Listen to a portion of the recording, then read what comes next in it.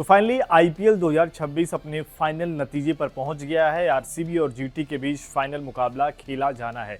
इस मुकाबले में मौसम कैसा रहने वाला है और खास तौर पर पिच कैसी रहने वाली, इसके बारे में आपको इस वीडियो में बताएंगे। साथ ही दोनों टीमों की प्लेइंग 11 पर भी बात करेंगे, क्योंकि ये मुकाबला कहीं ना कहीं अगर आप देखें फाइनल में जरूर दोनों टीमें पहुंची है, लेकिन टॉस जो हो गया वो भी काफ़ी अहम रहने वाला है और वेदर के बारे में भी जानकारी काफ़ी अहम हो जाती है, क्योंकि देश के अलग अलग हिस्सों में इस वक्त बारिश हो रही है। ऐसे में देखना होगा कि अहमदाबाद में बारिश का क्या मौसम विभाग क्या कहता है, और साथ ही अगर मुकाबले में बारिश हो जाती है तो फिर आगे क्या कुछ होगा उसके बारे में भी आपको बता देते हैं, ताकि अगर आप टीम बना रहे हैं या मुकाबले देखने की तैयारी कर रहे हैं तो कहीं ना कहीं आप भी सावधान जरूर हो जाएं। लेकिन उससे पहले मुकाबले की बात कर लेते हैं। यहाँ पर अगर आप देखें, मुकाबला जो है नरेंद्र मोदी स्टेडियम में खेला जाएगा। ये वही मैदान है जहाँ पिछली बार पंजाब को हराकर आरसीबी की टीम ने खिताब जीता था। बैक टू बैक क्या वो दूसरी बार खिताब उसी मैदान पर अपने नाम कर पाएंगे, या फिर गुजरात की टीम दूसरी बार चैंपियन बनने वाली है? देखते हैं क्या कुछ होता है। लेकिन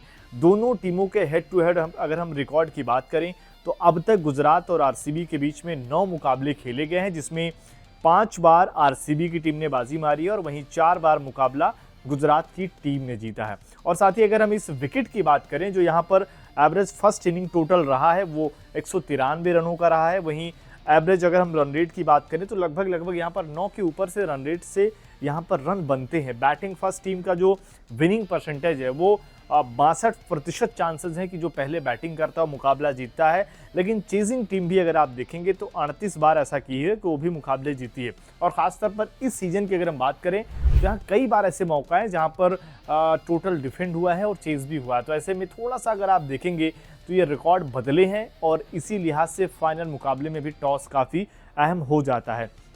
अगर हम पिच रिपोर्ट की बात करें तो अहमदाबाद का नरेंद्र मोदी स्टेडियम अपनी संतुलित पिच के लिए जाना जाता है, जहां बल्लेबाजों और गेंदबाजों दोनों को बराबर मदद मिलती है। इस सीजन अब तक यहां 4 मुकाबले खेले जा चुके हैं, जिनमें से 2 मैचों में लक्ष्य का बचाव करने वाली टीमों को जीत मिली है। ऐसे में पहले बल्लेबाजी करने वाली टीम को फायदा मिल सकता है। पिछले मैचों को देखते हुए इस पिच पर 220-230 रन का स्कोर एक मजबूत और मैच जिताने वाला टोटल माना जा सकता है, यानी कि जो टीम पहले बैटिंग कर रही है। और अगर हम देखें किसी भी मैदान पर अगर आप पहले बैटिंग करते हुए 230 या 240 रन बना देते हैं तो मैच विनिंग टोटल हो जाता है। और खासतौर पर गुजरात में अगर आप देखें, जो बड़ा ग्राउंड है और फाइनल मुकाबले का जो एक प्रेशर होता है, यहाँ पर अगर आप इतने रन बना देंगे तो जाहिर सी बात है लगभग जीत जो है आपकी वो तय हो जाएगी। हमने T20 वर्ल्ड कप में भी कुछ इस तरीके से ही यहाँ पर मुकाबले देखे थे।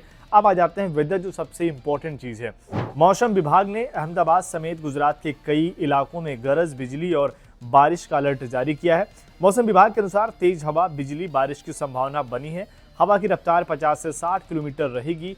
अगर मैच रद्द हुआ तो फाइनल के लिए रिजर्व डे रखा गया। ये अपने आप में बड़ी अपडेट है, क्योंकि अब तक अगर आप देखा होगा आपने क्वालिफायर 1, एलिमिनेटर क्वालिफायर 2 में यहाँ पर रिजर्व डे नहीं था। 120 मिनट का अतिरिक्त समय जरूर रखा गया था, लेकिन अगर बारिश पूरे दिन होती तो कहीं ना कहीं पॉइंट्स टेबल के आधार पर फैसला लिया जाता। वहीं फाइनल मुकाबले के लिए अगर आप देखें तो यहाँ पर रिजर्व डे रखा गया है। अगर मान लीजिए रिजर्व डे में भी बारिश हो जाती है, उस दिन भी 120 मिनट अतिरिक्त भी रहेगा, लेकिन अगर तब भी बारिश हो जाती है तो फिर बिना खेले आरसीबी जो है वो चैंपियन बन जाएगी। यहाँ पर फिर गुजरात को नुकसान हो जाएगा, क्योंकि पॉइंट्स टेबल के आधार पर आरसीबी यहाँ पर विनर रहेगी। अब आ जाते हैं पिच, तो हमने आपको बता दिया, वेदर भी आपको बता दिया। अब आ जाते हैं प्लेइंग 11 पर।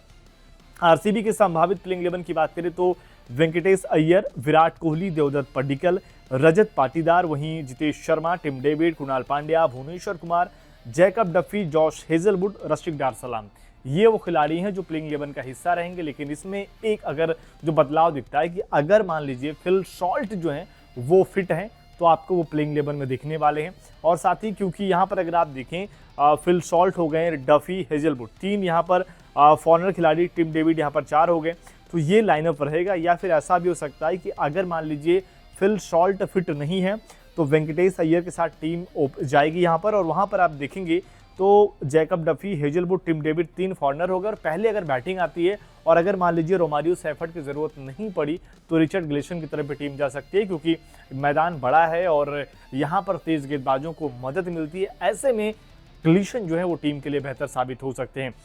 वहीं अगर हम बात करें गुजरात के लिए तो गुजरात ज़्यादा कुछ बदलाव के लिए जानी नहीं जाती है। Sai Sudharsan, Shubman Gill, Jos Buttler, Nishant Sindhu, Washington Sundar, Jason Holder, Rahul Tewatia, Rashid Khan, Arshad Khan यहाँ पर एक बार फिर से प्लेइंग 11 में मैं यहाँ पर उनको देख रहा हूँ, क्योंकि मुझे ऐसा लगता है कि साई किशोर जो है पिछले मुकाबले उनसे गेंदबाजी नहीं कराई गई थी, और यहाँ पर जैसा मैदान है अरशद खान यहाँ पर इंपॉर्टेंट हो जाएंगे। अरशद खान, खगेश्वर रबाडा, सिराज और फिर प्रसिद्ध कृष्णा, ये यहाँ पर प्लेइंग 11 आपको दिखने वाली है गुजरात की। अगर बात कर ली जाए इम्पैक्ट में, देखते हैं क्या कुछ होता है। लेकिन कहीं ना कहीं अगर आप देखें गुजरात के जो वो की फैक्टर रहने वाले हैं, कहीं ना कहीं साई सुदर्शन, शुभमन गिल, जॉस बटलर, इन खिलाड़ियों का चलना बेहद ज़रूरी रहेगा अगर गुजरात को दूसरी बार खिताब जीतना है। साथ ही टीम अपने गेंदबाजों यानी कि purple cap holder Khageshwar Rabada पर भी काफ़ी निर्भर करती है।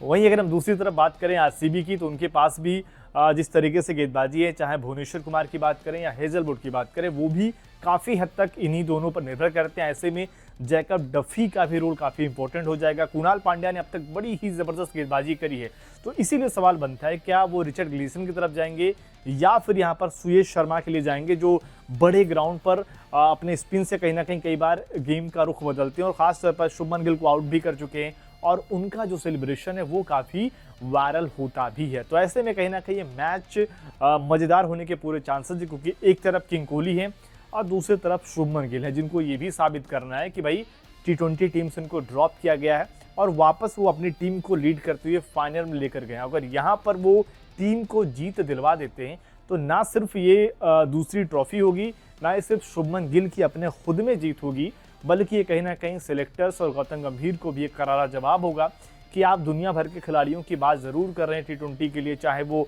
यहाँ पर श्रेयस की बात हो रही है, चाहे रजत पाटीदार की बात हो रही है, आप शुभमन गिल को साइड नहीं कर सकते। ये खिलाड़ी भी T20 में ना सिर्फ वापसी के लिए तैयार बैठा है, बल्कि एज ए कैप्टन वापसी के लिए तैयारी यहाँ पर भर रहा है। आपको क्या लगता है क्या कुछ होने वाला है मुकाबले का नतीजा? कमेंट ज़रूर करें।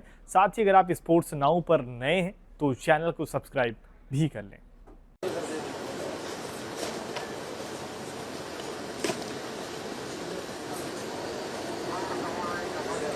हाथ नीचे लगे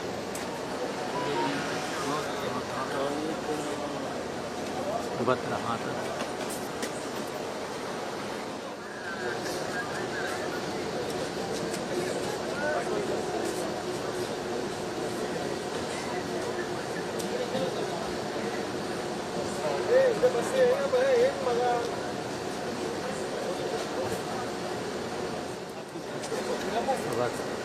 हाँ हाँ वो आ रहे भाई तेरे